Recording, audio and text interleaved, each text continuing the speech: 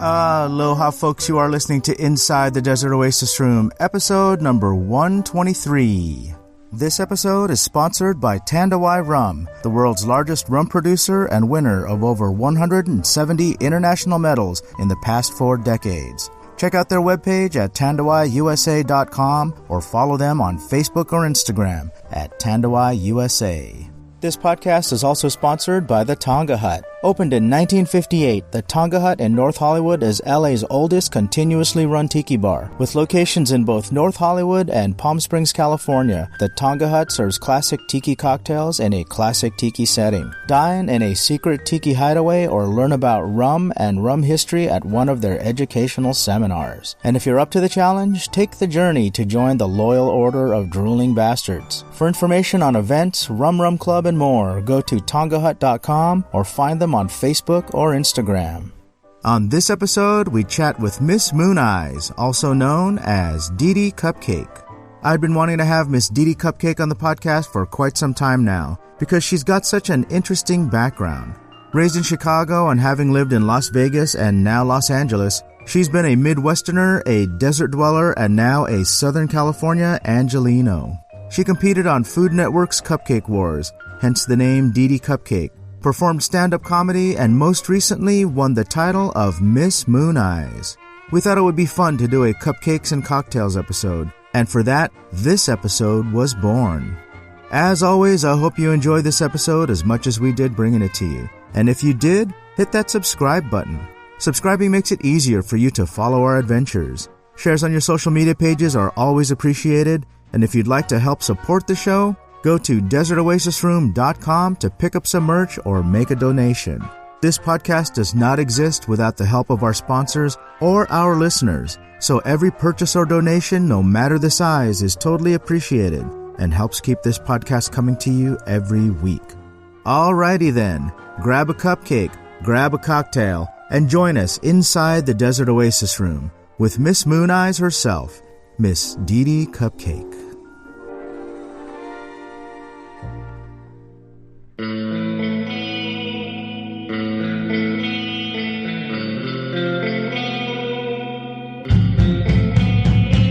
Inside the Desert Oasis Room.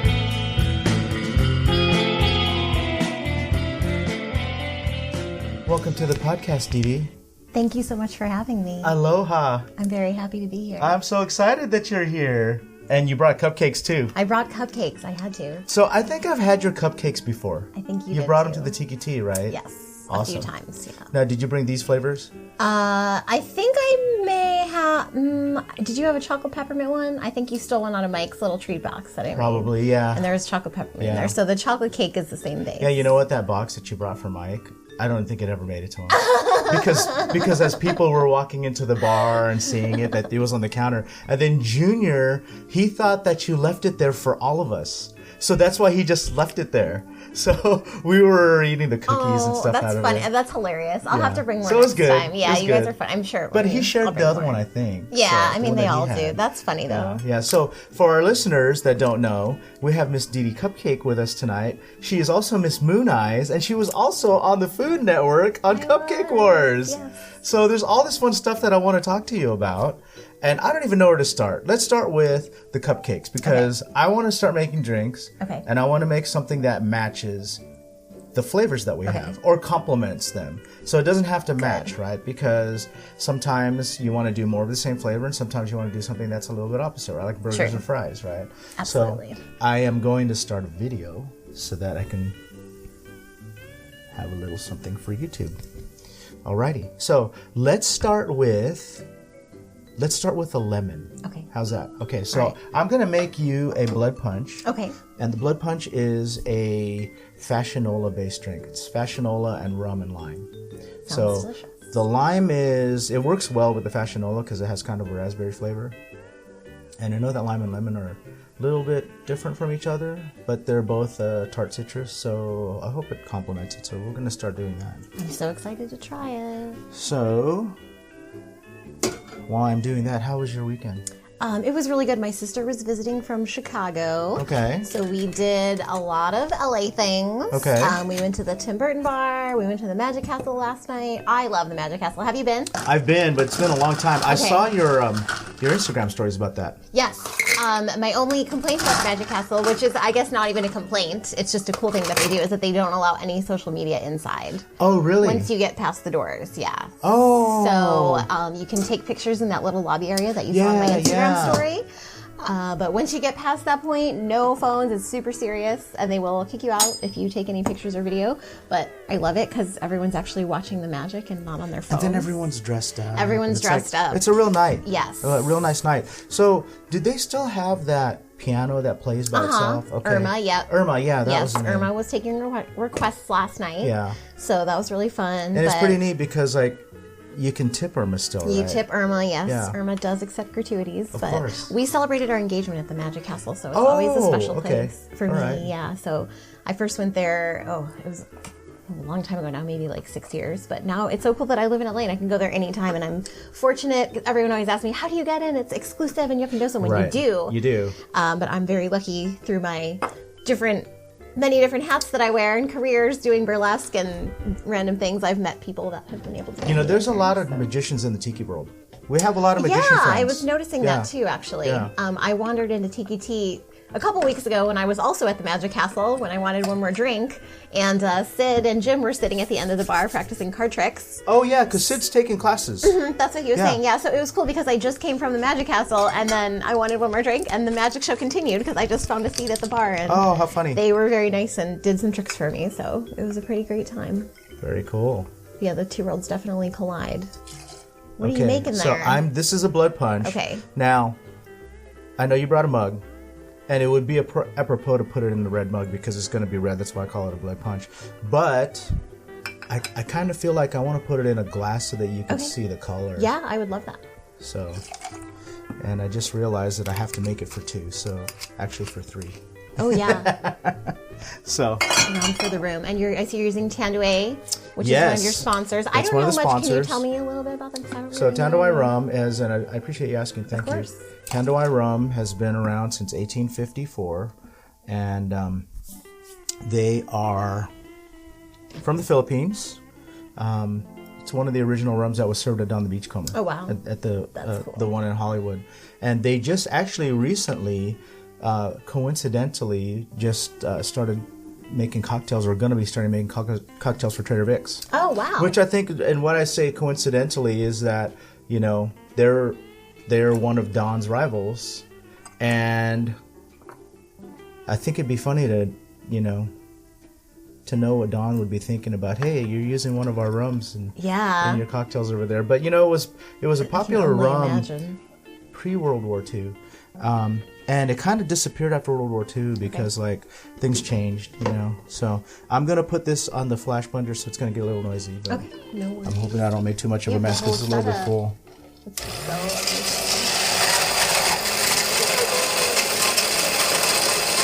I'm so happy I was able to check it out finally after seeing all your posts. I am too. Your photos made it down from LA. I am too. I'm happy that you're here because, actually, believe it or not, when you and I talked about this,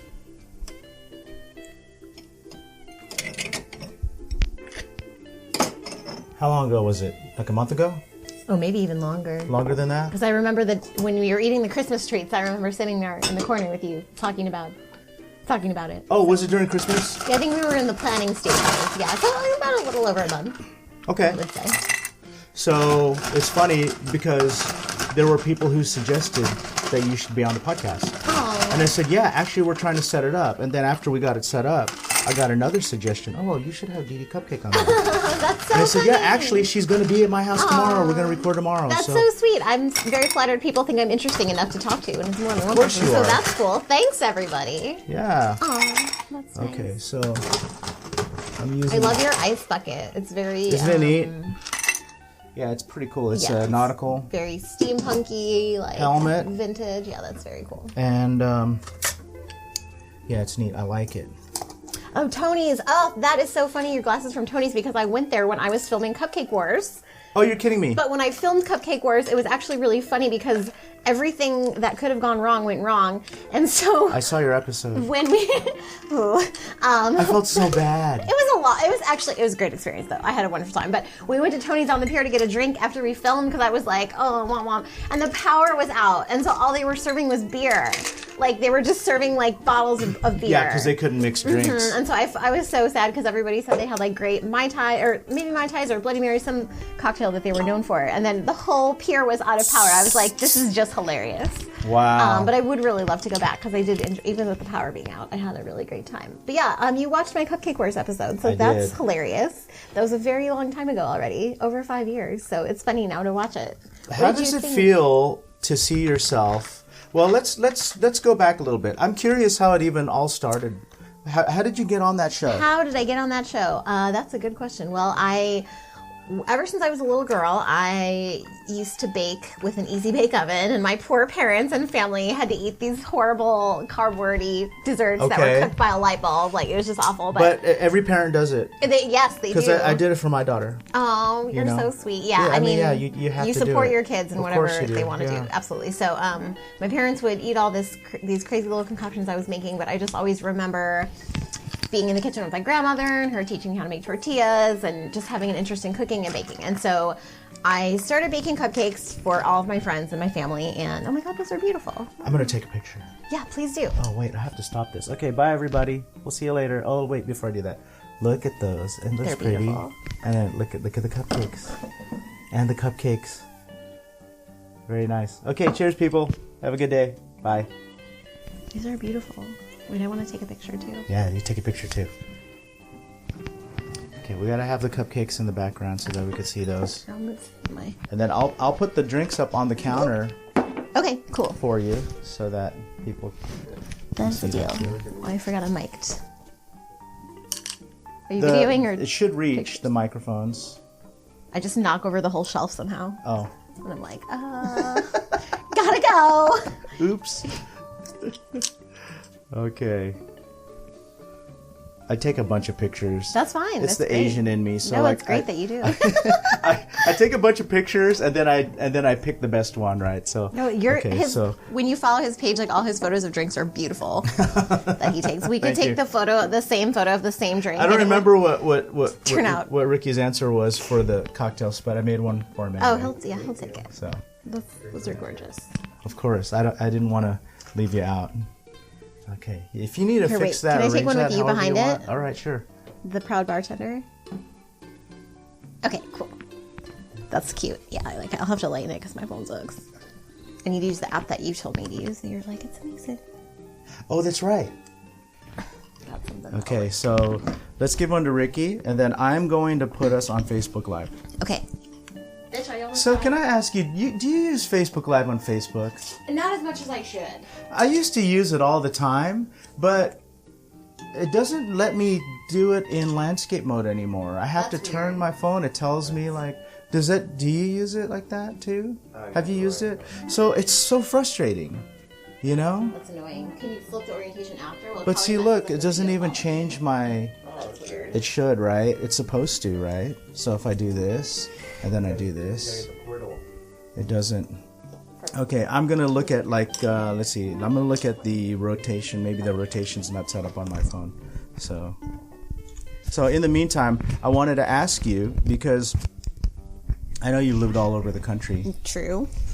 And that's kind of like a military child's life. Whenever you move to a new place, do you get comfortable, or do you think like, I'm not going to get too comfortable and meet too many people or get too close to too many people because I'm probably going to move? That's a really interesting question.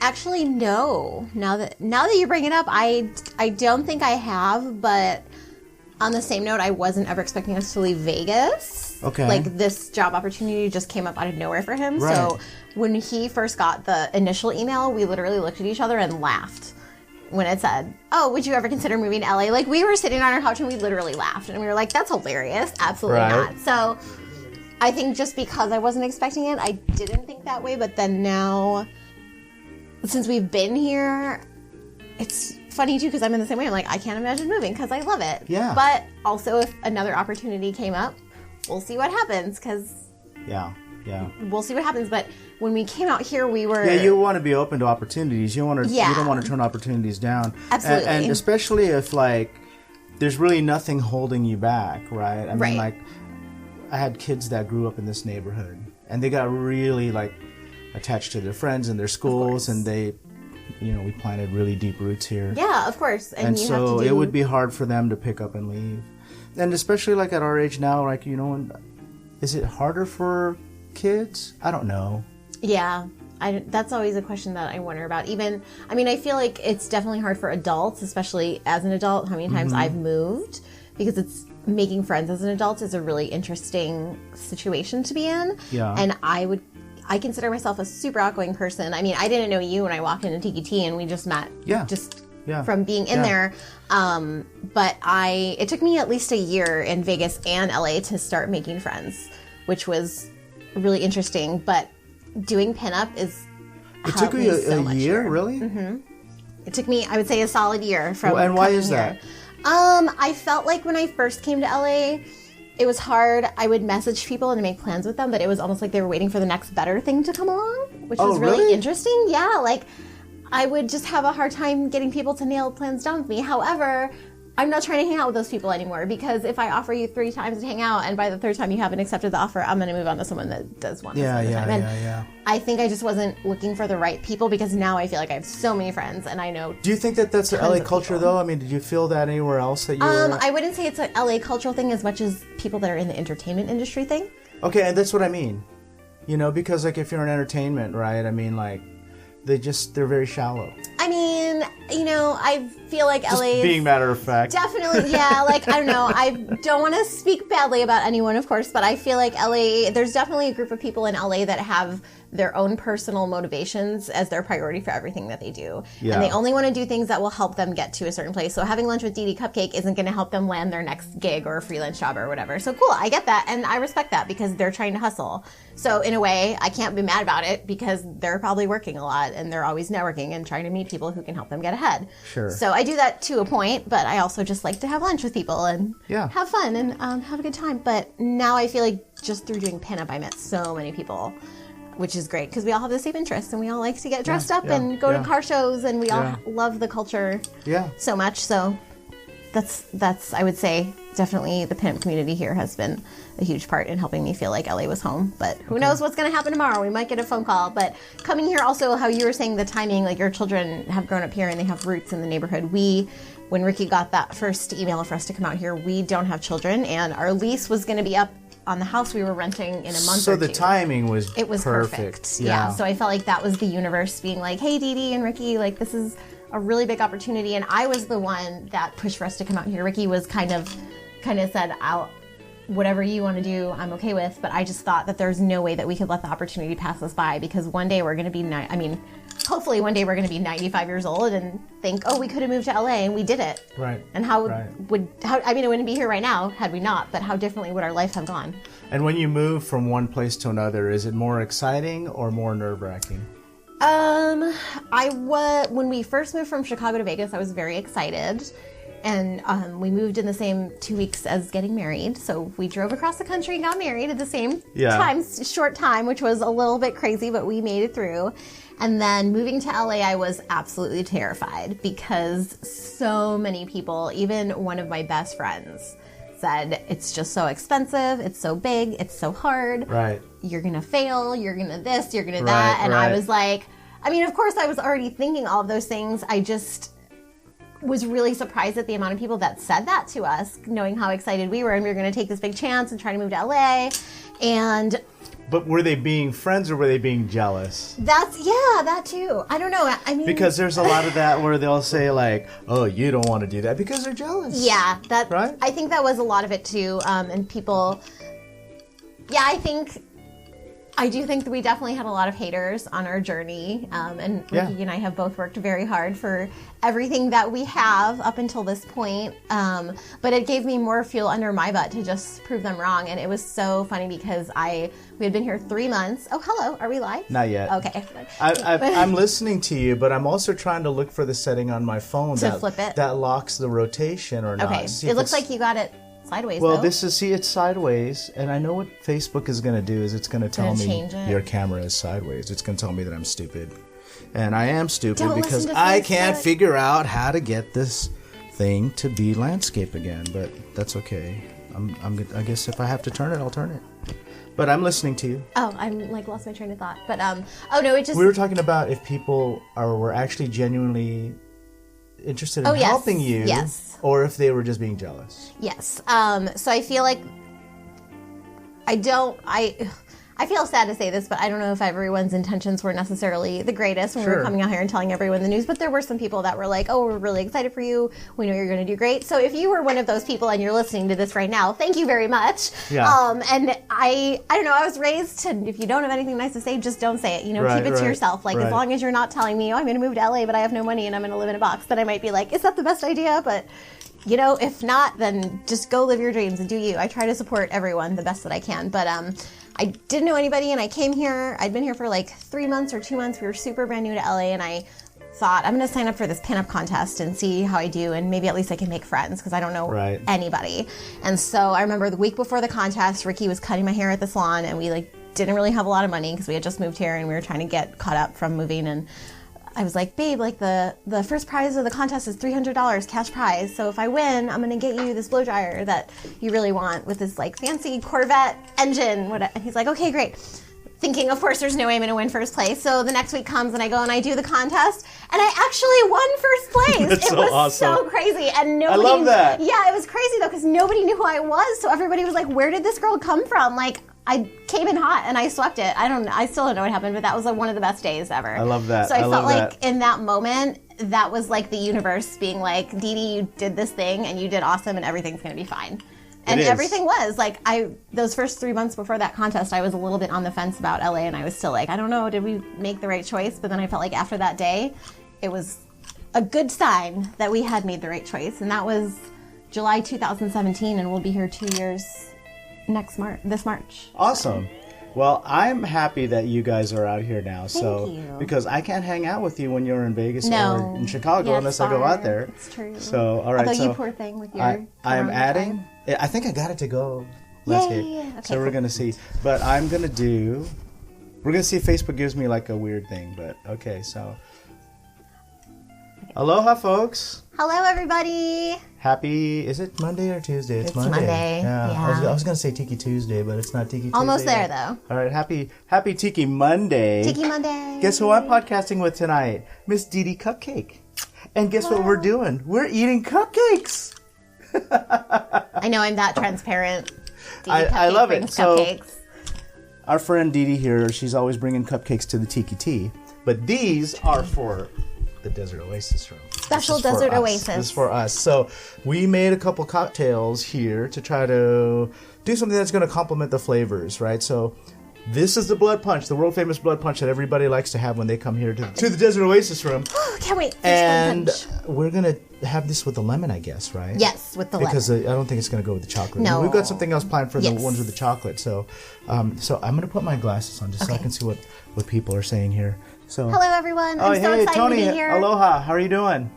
Okay, so let's have a cupcake. Okay, let's do it. Do we want to give a cocktail to Ricky? Oh, I thought I got 2 drinks and you got 1 drink. Well, yeah, you can have 2 drinks, right? No, it's fine. I guess I should let my husband have a drink. My husband's here too. Give you his drink if you want. So these are the blood punches. Look how pretty those are. They're amazingly beautiful. He hand cut the Bird of Paradises himself. Yeah, they're absolutely gorgeous. Okay, so let's give one to Ricky. Come on. This is my husband, Ricky. There he is. I'm a real person. He's very sweet because he just, come in the shot. It's fine. You can be here. So you want to give this a little stir. So okay. I put some club soda on top. Oh, wow. Okay, so that's the blood punch. It's amazing. Okay, so. Woo. I know. You think I'll go with the lemon? Yeah. I should, so. right? Yeah. So, can I just grab one? Yeah, take whichever one. I'm gonna take one of the please. end. Okay. So. Okay, here we go. Lemon. So, if you guys don't know why Deedee Cupcake is called Deedee Cupcake, is because she was on Cupcake Wars on the Food Network. But it was stressful because I couldn't use butter or eggs. So how real is that? It was real, yeah. It's real. Because they took me to the grocery store because I needed peanut butter, and I picked one up that had honey in it, and they were like, you can't use, like, it has to be completely vegan. So they were very, okay. Because Rob Zombie. But I mean, like, the day that you're filming, all of that is real. It's not, like, staged. No, all of it was real. And those ovens are really working. Everything's real. Yep, you actually have to bake. You have to do a lot of baking. It was pretty stressful because I was used to baking in my kitchen, but just the amount of cameras I had in my face, I had like 20 different cameras on me at any given time. It was a lot. What was the audition process and the whole process of getting on the show? What was that like? Oh, was that really competitive? It was. Okay. Yes, it was. I'm gonna bite into this while you're talking. Yes, let's do it. Oh, boy. This is what you're missing right now. Don't worry, guys. I'll eat one for you. It's lemony. Now I need a drink. Wash it down. Lemon cupcake with raspberry blood punch. Cupcake Wars audition. So, this is a good story. I was baking cupcakes illegally out of my parents' kitchen in Chicago because now you can have a home baking business in Illinois and many other states, and they actually make it really easy now. But at the time, it wasn't. But I was baking cupcakes for my friends, and people started offering to pay me to make them, and everyone was like, "These are so good, Diana! Like, you need to just start a business." So I kind of started just for friends and family out of my parents' kitchen. No big deal, super casual. And I watched Cupcake Wars because I really liked the show and all Food Network shows, of course. And so one day I saw on Facebook that they were casting, and I thought, like, okay, I'd love to try out for that, but I don't have an actual bakery, so I don't know if they would take me seriously as an applicant. So I posted it on Facebook, and everybody was like, you have to try, like, absolutely, at least just try. So I was like, okay, I'll try. So I had to have an audition video, and I had to have a partner. I didn't know anybody that made cakes or cupcakes or anything like that, but I remembered that my friend... And they said you had to have a partner. I had to have a partner. It was mandatory. So, side story about Deedee Cupcake, I do pole fitness and burlesque, and my pole fitness friend was a cake decorator. And she was the only person I knew to ask. So I call her up, and I was like, also, Melissa, if you're watching this, hello. Do you guys know what pole fitness is? You know what pole fitness is, right? Pole fitness. I taught your fitness classes. Although if you're making money doing that as your job, get it, girl. Can't live that life. But my friend Melissa, call her up. Hey, Melissa, you want to try out for Cupcake Wars? She's like, okay, let's do it. She's very fun and adventurous like I am, so I think we were both on the same page. We were like, we're just going to do something crazy and try this and see what happens. So my mom is a high school teacher. I paid one of her students $100 to come over and film a video in my parents' kitchen in Darien, Illinois. We have our little matching dresses. We were just being so silly. We took a shot on the video. It was just like the most ridiculous thing ever. I send it off. I don't think about it. And then almost a month later, I get a voicemail from an LA number saying, are you free these days in June? You must have been like... I was screaming. You must have been like, oh my God. Yeah, I remember like I was at the top of the stairs in my house, and I just started like jumping up and down and screaming. I was like, oh my God, oh my God, oh my God. How fucking cool is that? And it was just so funny because it's one of those things where like I forgot about it.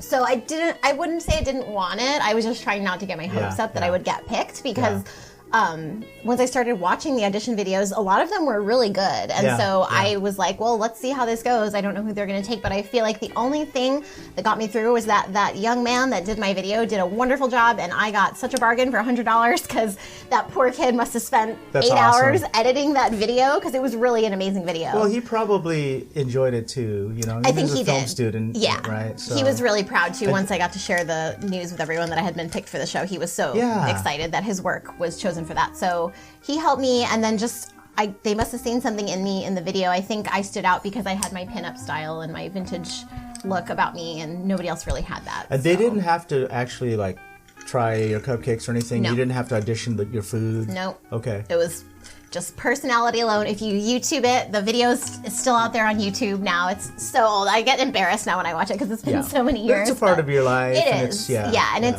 it's just a good thing to have under my belt. And it was such a good experience for personal growth for me because once we started going and filming, everything was crazy and everything went wrong. But it was such a good experience and I met so many amazing people. And the winners, Hardcore Sweet, Nicole and Jeremy, they were amazing. And we drank a whole bunch of Jack Daniels with them after we filmed that day. Like, it was horrible. I threw up at LAX like 3 times on the way home the next day, but it was worth it. That's awesome. It was totally great. So it was a good time. I'm glad that I had that happen. It's a good thing on my resume. Yeah, that's cool. And speaking of resumes, so for all of you out there that in Facebook land, I don't know if you can see the sash that she's wearing.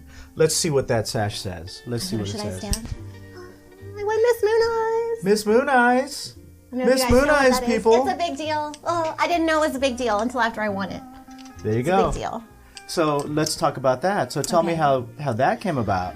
Oh, how did that come about? Well, so I'm relatively new to the LA pinup scene. I've only been here a little bit under 2 years, and I do pinup pageants and contests on a semi-regular basis. I would say I've done over 20 at this point. If you don't know what that is, it's basically a beauty pageant, but the girls are all in like a retro pinup theme. And then you're scored on your outfit, your personality, your stage presence, and how well you answer a question. And I have met so many wonderful friends doing this. I absolutely love it. So there's kind of this group of girls. We're our little like pinup pageants. And you compete against each other at all these different pageants. It's interesting too because some of them are my friends. I love all the girls. The girls are amazing. And I don't do it to try to be like, oh, who's the best? I just do it for myself. Sure. But I have met some wonderful, amazing ladies doing this. And I celebrate them when they win. And because you should. Because you're friends. Exactly. And if it was the other way around, I would want the same thing done for me. Yeah. But Mooneyes is a huge car show. It's been happening in SoCal for how many years? You might know. Oh, geez, forever. I don't know. It's been a long time. But the pinup contest of the Mooneyes show has been going on for 12 years, and it's produced by Mitzi and Co. She's a very well-known pinup photographer. Yeah. She's incredible. Her work is amazing. So if you have never checked out Mitzi's work, please do so. But she puts on the Miss Mooneyes contest, and every year a bunch of girls send in their picture hoping to be picked for the stage. And last year I sent in my picture and I was not picked. And I was bummed, but I was like, okay, cool.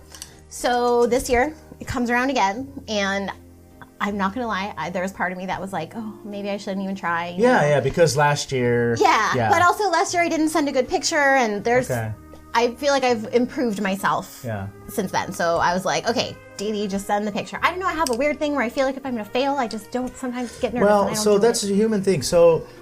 This is actually a testament to picking yourself up, dusting yourself off, and trying again. It's so true. Right? It is. Because, it's easy to get discouraged and say, you know what? They didn't pick me last year. I'm not going to do it again. Absolutely. But then you won this year. I did. So, and the way the whole story went down is super crazy. So I sent in my picture, and they only did 9 girls this year because the girl that won Miss Mooneyes Sweden got a spot, and she was gorgeous, and so she came to compete. So now it's on an international level where we have girls coming from Sweden and other countries to compete. Wow. So I was like, oh my gosh, that's crazy. What are the odds that I'm going to get picked out of these girls? Because I think almost 40 girls applied, and there were 9 spots. And again, sent in my picture, tried not to think about it. Whatever, going on with my day. And it was a Wednesday night. I was getting ready to come out to TGT for our annual Wednesday. And I was sitting there on my phone calling my Lyft, and I got the notification that I was picked as a finalist. And I was like, yeah, awesome. Oh my God, it was crazy. And so I got in my Lyft, and I was like to my Lyft driver telling him, and he didn't know what I was talking about, but it didn't matter because I was super excited. And I remember coming into the bar, and you were there, and I was like, you guys, I made the stage for Miss Mooneyes, and everyone was super excited for me, which I called it. Do you remember that? I called it. You were live. You'll have to find that episode. Yeah, was it a live video that I did? It was a live video. Live. And I remember saying, the future Miss Mooneyes. I remember saying that. And of course I was like, oh, whatever. Because the lineup was hard. When I saw the girls, I was nervous. Sure. Because they were all gorgeous. And even the girls that applied, there were so many beautiful girls that applied. Yeah. So I was very grateful to even be picked in the top 10. So, the weeks go by.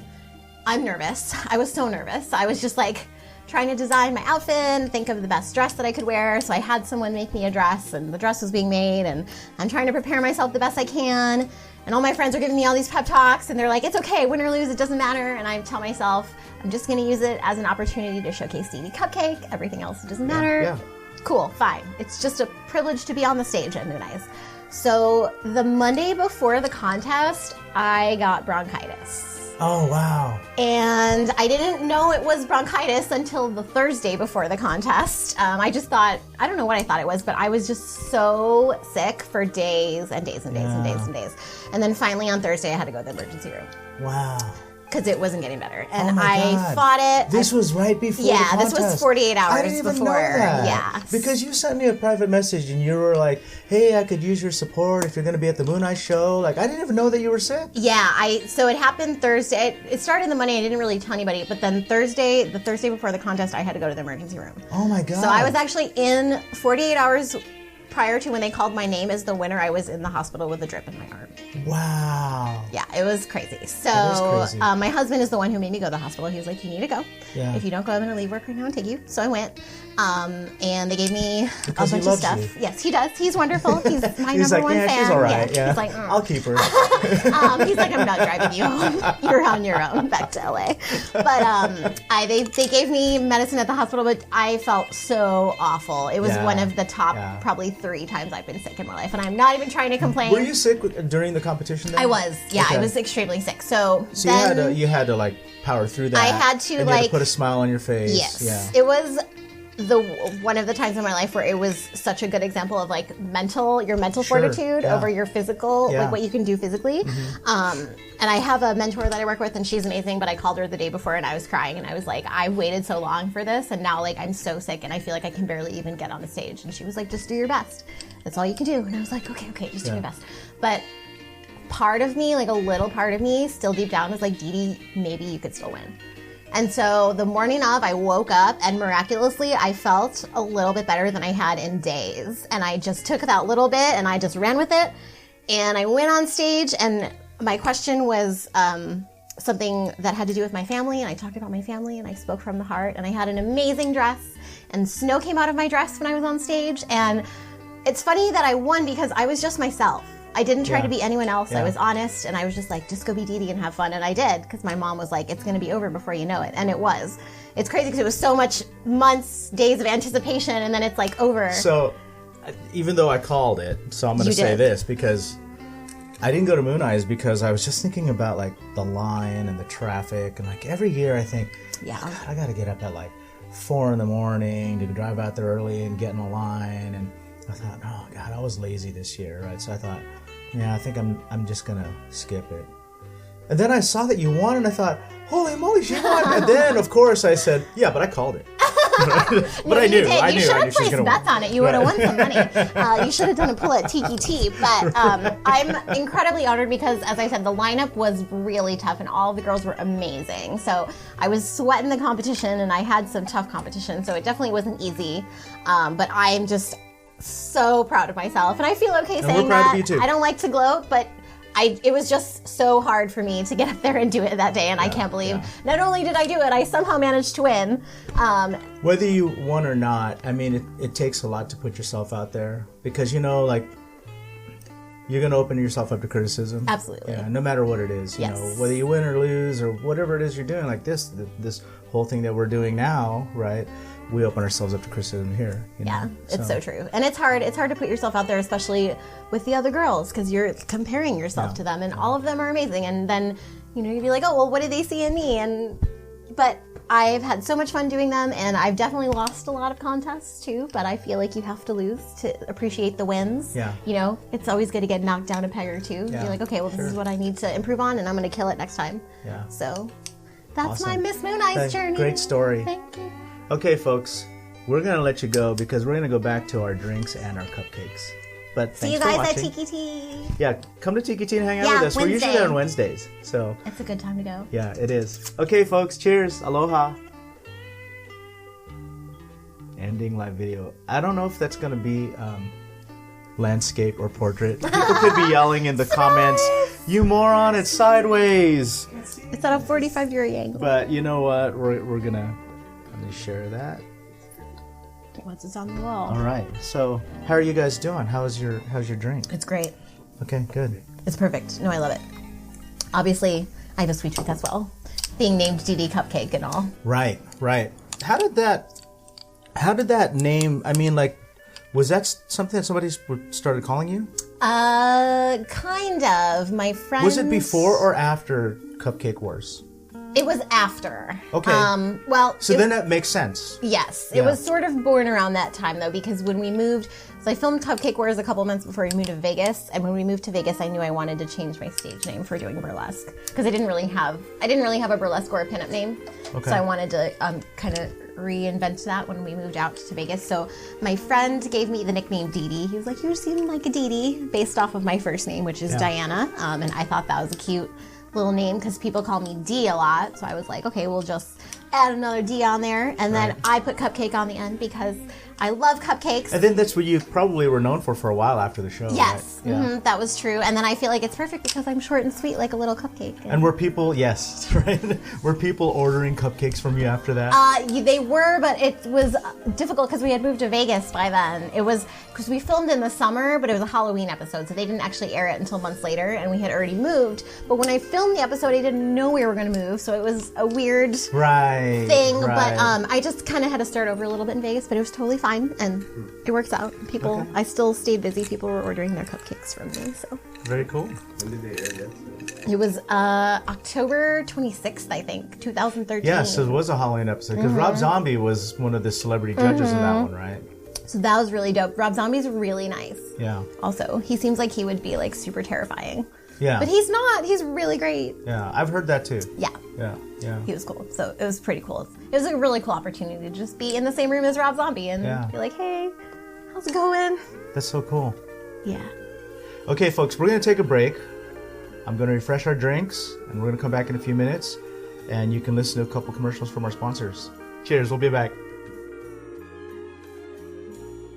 If you have a product, service, or event that you'd like to bring attention to, we can help. Imagine hearing your ad in this spot, just like you're hearing this one right now. Sponsor an episode and get the exposure you deserve. For more information, go to desertoasisroom.com and click on Services. This episode is sponsored by the Tiki Bar T-Shirt Club, where their monthly T-shirt designs pay tribute to a Polynesian bar or restaurant from days long past. Each design is available for a limited time and will never be produced again. For the collectors out there, be sure to check out their subscription program, where they offer a discounted 3, 6, or 12-month plan, or you can always buy shirts one at a time. For more information and to check out this month's shirt, visit tikibartshirtclub.com. This episode was brought to you in part by the Tiki Tea, a family-owned and operated tropical drink bar in Los Angeles, California. Come get their house specialty, the Raised Mistake, for only $6 on Wednesdays until 9 p.m. For more information, check out their website, tiki-ti.com. This episode was also brought to you by Steadfast Pomade, a strong-holding, medium-bodied styling product for men and women which leaves your hair looking neat and shiny with a clean, fresh scent. Order yours today at steadfastpomade.com.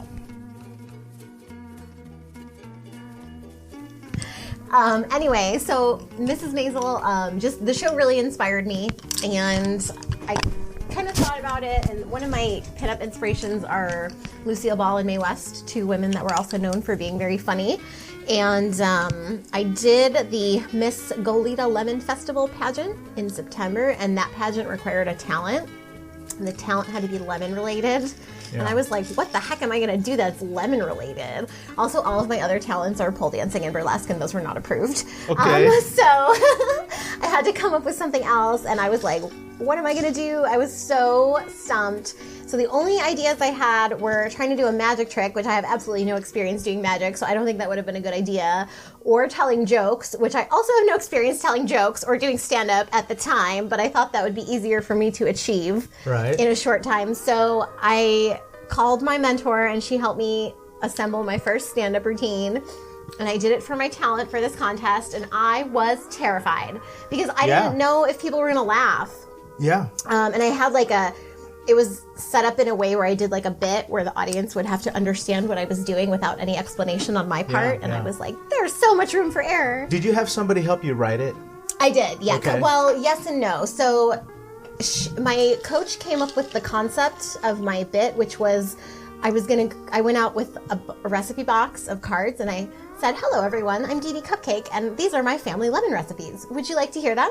And of course everyone said yes, and so I said, "Oh, this is my Grandma Marianne's lemon bar recipe.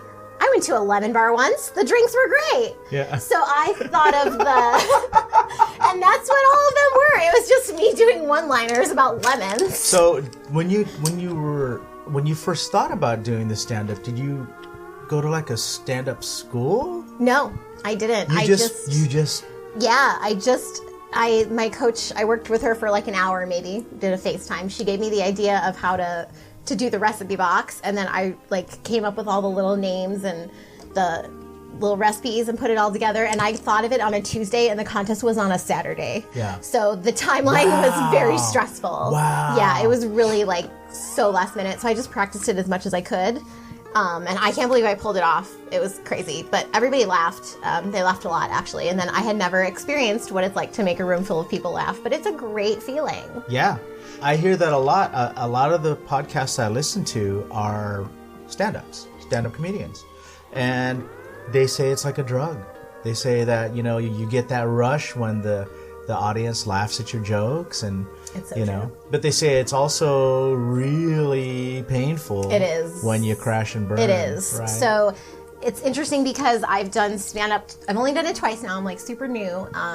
And the first time I did it went awesome. And then I hear this a lot too, that the first time people do it goes great, and then the second time it doesn't go as well. And I would say that's true for myself. So I didn't burn the second time, but I only do clean jokes, and that's not for every audience. But that is my character, and that is just who Deedee Cupcake is. Yeah. I'm a cute little 1950s girl. Like, I'm not trying to be something I'm not. There are a lot of great comics that are clean. I would agree with you for sure, but I felt like my second time that I didn't have the right audience for my material, because I had an audience that wanted dirty jokes. Oh, because the singer of the band went up there and said, "Oh, look, I got you a present. It's a dick in a box," and everyone lost their mind. Yeah. And I was like, "That's not even your joke." Right. But okay. Right. So, but you know what? I'm so new at it, and I'm just grateful to have a stage. And also, going back to what I said in my pageantry, you have to fail to succeed. Sure. Because then you don't know what it's like to succeed. Or if you succeed every time, it's like, this isn't even fun anymore because I always do well. Are you going to do it again? Are you going to follow it as a career? Are you going to give it a shot? I don't know if I would use the word as a career, because that means that people would have to pay me money. But I mean, do you see it in your future? I do, although I would say that I sort of have a good platform to do it, because I'm really trying to focus on my career as an MC, which I have MC'd a lot of things. Yeah. And that's a very easy way for me to do stand-up, because I can just insert it in my MCing, whether people want to hear it or not. But overall, it's been great. People always have been receptive to my jokes. So that's sort of the way I've been breaking into it, and it's much easier because it's usually in a burlesque type of audience or some sort of supportive audience where they're already on my side. So that does help a lot. But I do have open mic nights on my goal list for this year, but I don't know if I'll tell anyone right off the bat. I was going to say, because I didn't know that you were performing, I would have come out and supported you.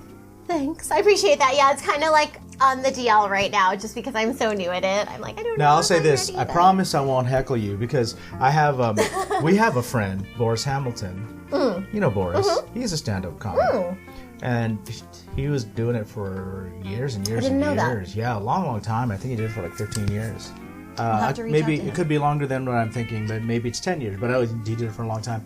And headlined a bunch of shows, headlined Vegas, did all kinds of cool stuff. And he would never tell me when his shows were. I'd find out about him afterwards. I'd find out about him like the day after or 2 days after. Like, Then I'd be like, "Dude, how come you never tell me?" And he's like, "Oh yeah, I'll tell you about the next one." And then I figured it out.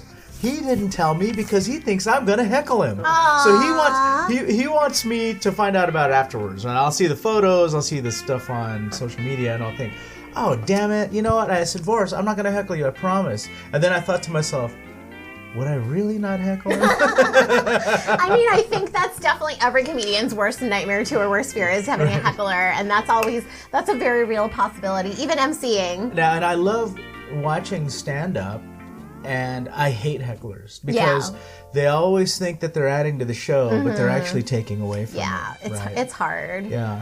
But the compilations of people shutting down hecklers on YouTube are really great. They're great to watch. Yeah, they're really great. But yeah, and that's something my mentor I've been working with is amazing, and she helps me with a bunch of different things in terms of my branding myself and my pageantry and my stand-up and just my general character of Deedee Cupcake as a performer, MC, burlesque, pinup person, my little package. But she's really good and helps me think of every possible scenario and be like, okay, this is what you do if this happens. So the last time I MC'd something, I had the photographer was being super crazy and being like really creepy, which was... Oh, really? Yeah, it was really weird and really interesting because he was also being paid to work the same event I was.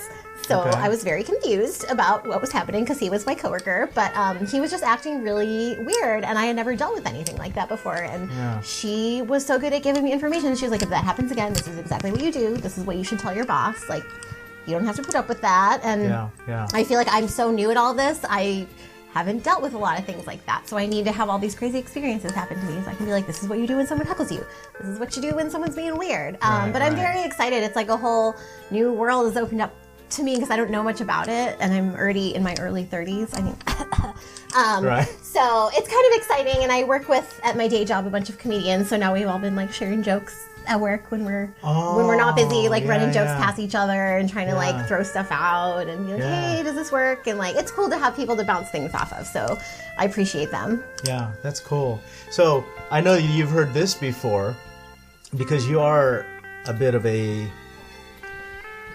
How do I say this without sounding that I'm being deprecating?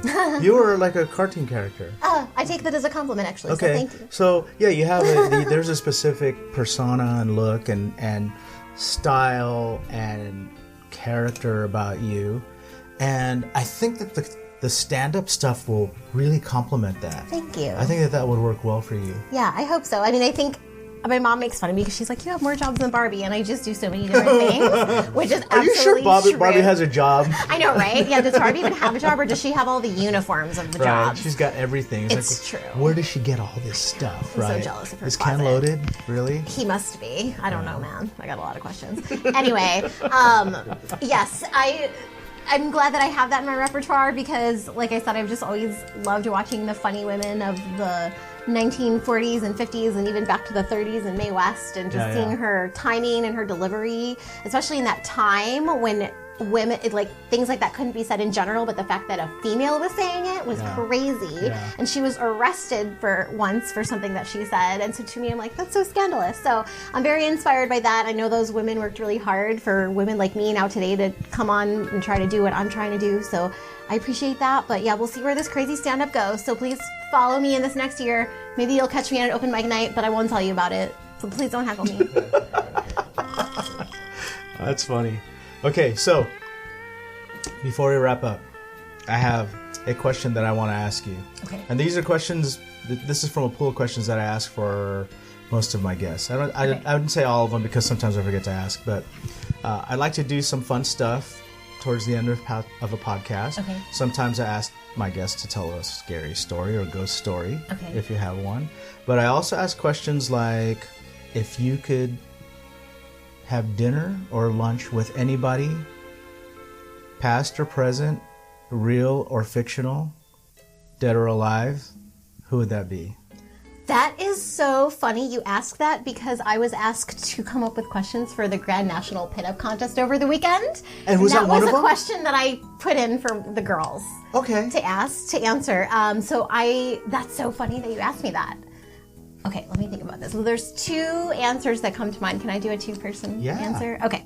So the first one would be my grandfather on my dad's side because I never got to meet him. And he was a Vegas gambling man. He was a drinker. He was really cool.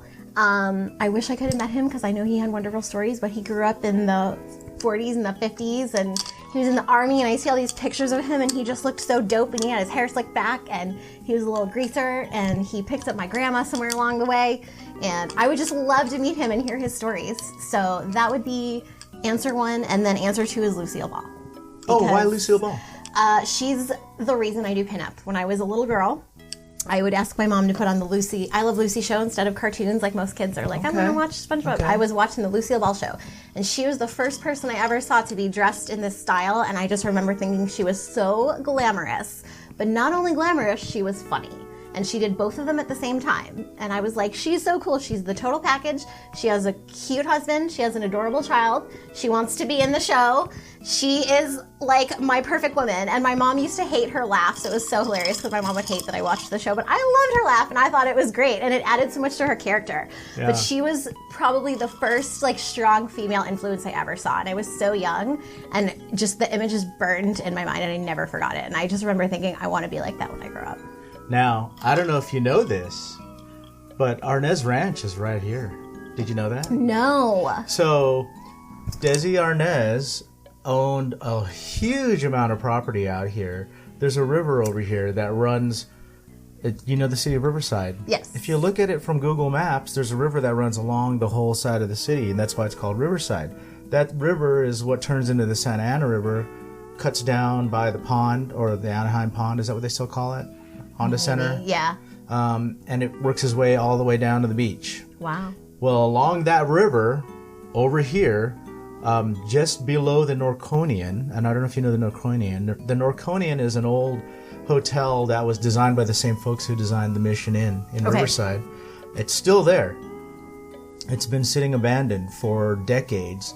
Huell-Hauser did an episode on it, and across the river from the Norconian was a giant property that Desi Arnez owned, and it was called Arnez Ranch, and most of that property was sold, and there's a bunch of houses there now. They built a bunch of houses on it, but the original house is still there. They left it untouched, so and there's a fence around it, and if you follow it to that house, there's a sign behind the fence that says Arnez Ranch, no trespassing. That's so cool. Yeah. I had no idea. Yeah, it's one traffic light away. Wow. Yeah. So it's right there. It's by where I pick up my daughter from school every day. That's cool. But yeah, so you might find that interesting. Yeah, we might but have yeah, to you swing should look that swing out. over Look that there. up and take a look at it. What are the But odds? it's a bummer that they developed that whole property for all these homes, and they built these really, they're like kind of Spanish style, but they're still tract homes, but they're all bigger, right? They're kind of semi-custom. But it would have been neat for them to just keep that property as it was. And Yeah. there were people that were saying, it could be a great place for a wedding venue or proms or things like that, right? But they developed everything around it, and they left the building, but the way that they had developed around where the building was, I just can't see it being used for much else than a museum. So crazy. But it's cool that it's right there, and it was Yeah. for a long time, because I've lived in this part of town for almost 20 years. I've lived in this part of town for 17 years, I think. And up until maybe about 3 years ago, that was always just untouched. It was there, So if you're a big That's fan, really you cool. should look it up. What a cool little piece of you history. might want to see that. But I would. okay, so one more question. Okay. If you could travel anywhere in time, forward or backwards, when would that be and why? Every time I ask this, I picture Doc Brown saying, "You want to witness the birth of Christ?" And then he puts December 25th, 0000, in the time machine. Or, "Do you want to be there for the signing of the Declaration of Independence?" And then he puts punch it in. 1776. And so I always picture him saying that. But, think out of the box. It doesn't have to be anything historical. It could be that you want to go back to when your parents met and see that happen. Or I don't know. I want to go back to 1934 and have a drink at Down the Beachcomber. Oh, great answer. Great answer. I've said before that I'd love to walk into the Tiki Tea when Ray was working Oh, that's and a good ask one him too. to make me a raised mistake. Oh, I just got goosebumps. Like That's a good after one. he just made the first one. Yeah. I then go in and say, "Hey, I heard about this drink called the Raised Mistake. Can you make so me one?" If only. That would be so dope. Yeah, Down the Beachcomber is a great answer. Thank you. Yeah. Well, I appreciate you taking the time to come out I here. appreciate you having me. It's so beautiful in here. I wish everyone could see what I'm seeing right now because it's amazing. So thank you Well, so we much. put a live video out there, so hopefully people Yes, tuned in. check out the live video. I hope and- it didn't bore them too much, right? I don't know. We'll see. I talk a lot. But also, if you all want to follow me, I'm at Deedee.Cupcake on Instagram. I'd love for you to see me. in Throw my all little- your social media out my there. little corner of the internet. Throw all your social media out there. I am competing in the Miss Claremont Pie Festival competition on March 23rd. Oh, are you really? I am. That's my next contest. And then I'm So, do you make pies too? I don't make pies, but it's a pie theme contest. Okay. So my wheels are turning. Okay. I've made pies. I do make a really good pumpkin pie, I'm not going to lie. Okay. So I'll hook you up in the fall time. Yeah. But yes, I'll be doing that. And then April 28th, I'm emceeing the Bombshell Betty's charity calendar show. So I'll be doing some patriotic themed stand-up. Very excited about that. Okay. So that will be in Palmdale. Okay. On April 28th. Very cool. And should we give some props to my husband, your loving husband, Ricky? Yes, thank you for being so patient he's my and letting us record this episode and driving Miss Deedee Cupcake out here to the Desert Oasis room. Driving Miss Deedee. Is there anything that we can promote for Ricky? Do you want to promote anything? Yeah, I'm Mr. Cupcake. I'll Mr. promote for Cupcake. my husband. Okay. He's a hairstylist at the Daniel Alfonso Men's Salon. If anyone is in the LA area and would like an amazing haircut, but he does book up fast. But he's expensive. Remember, folks, they plucked him out of Vegas. It's true, yeah. He was hand-selected to come here to work. He was hand-selected. He really is amazing if you need a good haircut. But he's great, and he's cute, too. Awesome. Well, thank you so much again. Thank you for I appreciate having me. you Of course. being on the show. And for all of our listeners out there, if you have any questions, comments, or just want to leave a shout-out, join our group page, Inside the Desert Oasis Room, on Facebook. You can follow us on Instagram at Polynesian Pop. And if you want to listen to previous episodes or try to get on a future episode, hit us up at desertoasisroom.com. Thank you. Aloha.